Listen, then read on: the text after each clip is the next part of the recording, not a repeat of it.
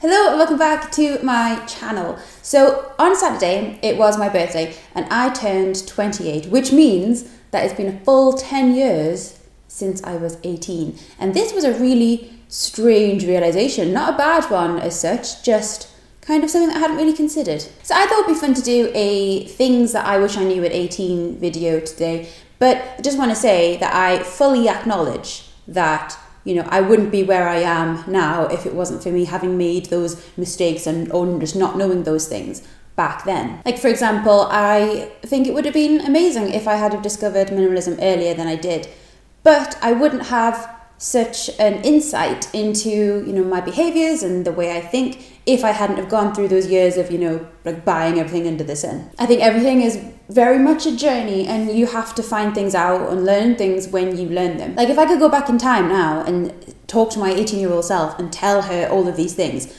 I wouldn't listen. It's part of a process. You learn them when you learn them and that's all kind of part of it. Also, before I get into the video, I just want to thank everyone who has sort of put themselves forward to own the Laura Ashley coat. I'm going to pick a name at the end of this month, so the 28th of February, at random, and I'll be in touch with whoever wins the coat. And if this is something you want to be part of, then go and watch my apartment tour video where you'll see the coat and you'll see all of the rules and all that kind of thing. Okay, so here we go. Things I wish I knew when I was 18. Number one, nobody really has it figured out.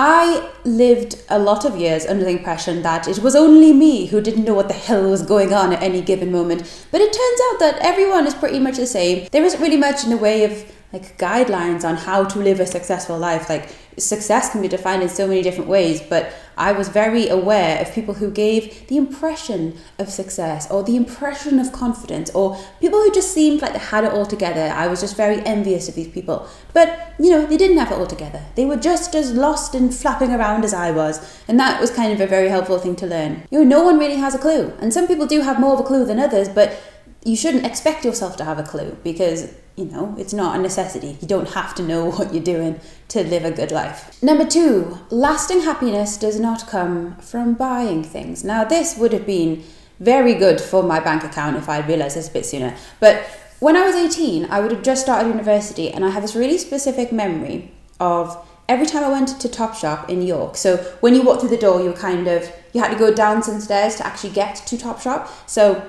you would walk in and you'd be at height to all of the clothes. And I would just like stop at the top of these stairs and just look. And I would the feeling that I would get of kind of like excitement and, hope, because the real me would be in one of these outfits somewhere. I invested so much in clothing and dressing a certain way in order to portray yourself in a certain way. And I used to get like a genuine like adrenaline rush. Like, I can totally understand how people end up being shopaholics because it was like such a good feeling. But it's one that doesn't last. That's the problem. You spend your money on these things, you spend your time looking for like the perfect thing, and then you might get that initial rush when you purchase it, but then you're done. Then it's over. Then it's just a dress or just a top or just a pair of shoes. Number three, veganism is really, really easy. So when I was a kid, I wanted to be a vegetarian, but I wasn't allowed. But then when I was 18 and I moved away to university and I actually had the option to buy my own food, I still didn't even go vegetarian. And I don't really know, I do know why. I do know why I didn't think about this. The reason I didn't think about it was because I didn't care enough about anything that wasn't me. And I don't think I would have come across as particularly selfish. I did enjoy like helping people and all this kind of thing, but I was very, very like insular, and I lacked confidence, and I was very self-involved, and my lack of confidence was definitely like a symptom of how self-involved I was. And I think it's almost a curse of the age. Like I think it's so amazing when I speak to a young person who is very self-aware and aware of their surroundings, and they understand their influence on the world. And I didn't have any of that. So I think I was very focused on what I was doing without any realization as to the consequences of those things. So I didn't even consider veganism or vegetarianism when I was that age, and I really wish I had have done. I think that could potentially be a genuine regret. Like I really wish that I had found that, because through that I did find a lot about myself. One of the ways that going vegan really changed me was just, it really helped, it sounds stupid, but it really helped my self-esteem, in that I started to acknowledge that I can have a positive effect on the world. It's not just a case of, oh, well, it's just me, so, you know, I'm not going to change anything. Nothing's going to happen just because of decisions I make. Like, understanding your own influence through things like going vegan has been crucial, I think, in developing who I am and sort of growing up, I guess. Number 4, gossiping eats away at you, and don't do it. This is something that I really wish that I didn't do, but I did do for years. And even now I'll find myself like slipping up a little bit if someone introduces the topic and I'm intrigued. But you gain nothing from talking about other people. The problem with gossiping is that for some reason we are led to believe, and I certainly believe this subconsciously, but it was definitely present, that we live in a sort of hierarchy. So, you know, we and everyone else in the world is ranked somehow. And if someone else slips, then naturally everyone else sort of goes up to take their place. But, you know, someone's misery does not make you happier, or someone's lack of success does not make you more successful.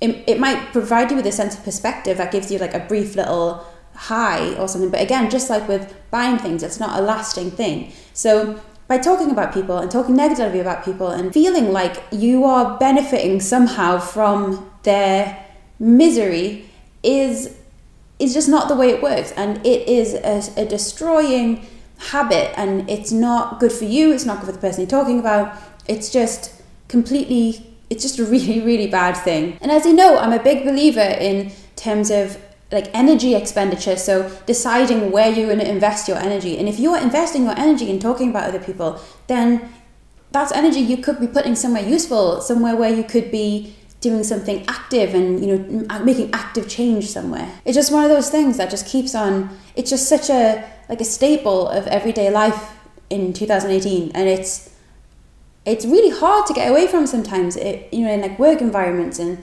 people just like talking about other people. And I think that would just be much better off if we were talking about ideas or positive things, experiences, or we're trying to enrich other people's lives rather than trying to bring everyone down. And I know that that is a very, very wishful way of thinking. I'm very aware of that, but it's just what I wish the world was like.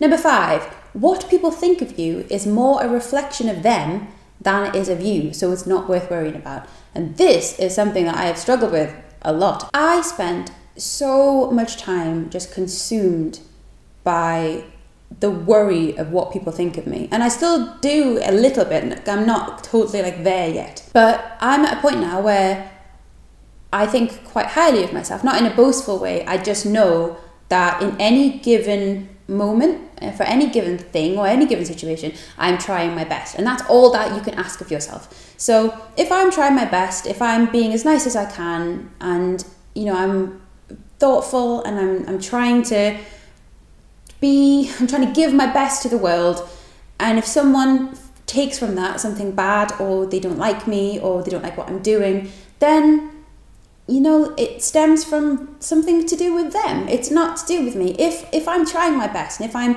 doing everything that I can, then that's enough. If you start trying to change how people see you or what people think of you, then, well, we just can't. It's just something that cannot be done. As something I frequently say with Stoicism, there are two things in life. There are things that we can affect, and there are things that we can't affect. And one of the things that we just can't affect is how people see us, because the way that they see us is based on their own experience of the world, on their own experience of us. There's nothing that we can do to change that at all. So there's no point in even trying, because we can't do anything to change it. Number 6. No matter how much you feel like you can't make a difference, you can, and you are. Just by being here and just by being alive, you are having an effect on the world. It's so important to understand your impact on the world, because just by being here, just by being alive, you have an active role. And when I talk about like changing the world, I don't mean, you know, starting your own political party or curing a disease. I just mean smiling at people and being your best self and voicing your opinions in a nice way, having a nice manner about you, you know, treating people well. These are all things that are vastly undervalued. When we talk about changing the world, we think about doing these massive things like overhauling countries or, you know, having a massive effect on everything. But when we talk about making a difference, you can make a difference in small ways that will, you know, the whole butterfly and hurricane thing, it will, you know, spread out and become something bigger. And again, this is one of those things that I kind of realized through veganism, is just that rather than thinking, oh, well, you know, I'm just one person, what am I going to do? There's no point in me even trying.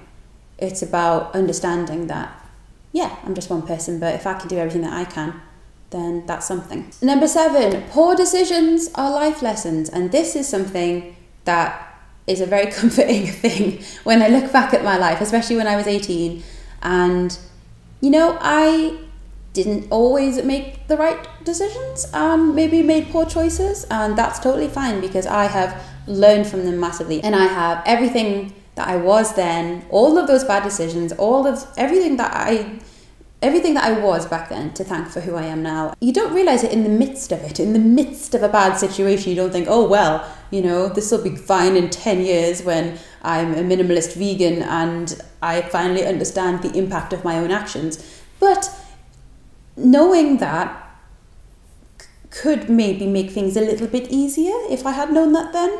So they were a list of things that I wish I knew at 18, but also understand that if I had known them at 18, then I wouldn't be me who I am right now, and therefore probably don't wish that I knew them at 18, but I'm quite grateful for the amount of mistakes that I made throughout my life. I hope you enjoyed that video, and thank you so much for everyone who wished me a happy birthday as well. It was really, really nice of you, and I will see you in my next video. Please don't forget to subscribe and like this video if you liked it, and also feel free to follow me on my Instagram and to check out my blog.